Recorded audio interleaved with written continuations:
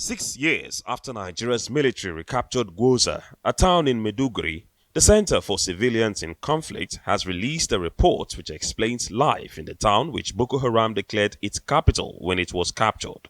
The organization is asking the federal and state governments to create a conducive environment in areas previously abandoned and not forcefully send displaced persons back to their ancestral homes without providing security.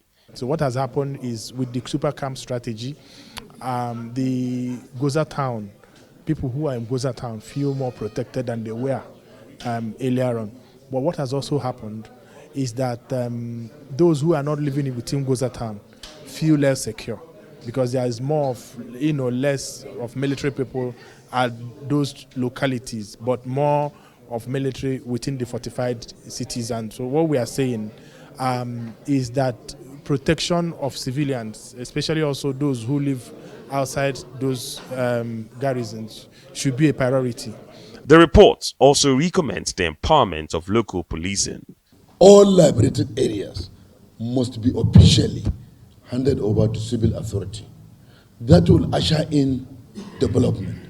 That will usher in that openness, transparency, and accountability. That will usher in the continuity and sustainability. That will usher in people trust, confidence for them to work, because that will not give room for new police stations to be built, barracks to be built, courts to be built, all such amenities that such societies and communities needed to make it safer and secure will all be in place, and things will now come back to normal.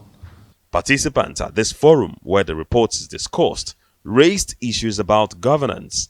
Insecurity itself and deteriorating insecurity itself is a function of failing governance. So it's a symptom that governance is failing. It's a symptom that we are not delivering good governance, and so on and so forth. And so ultimately we need to address that issue of governance delivery. And basically, what do communities need?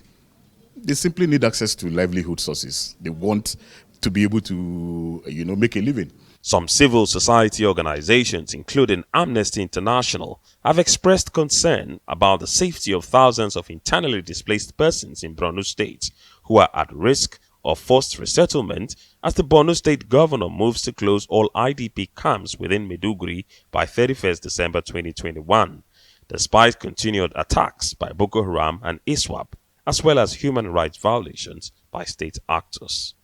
Ferdinand Duruoha, Arise News.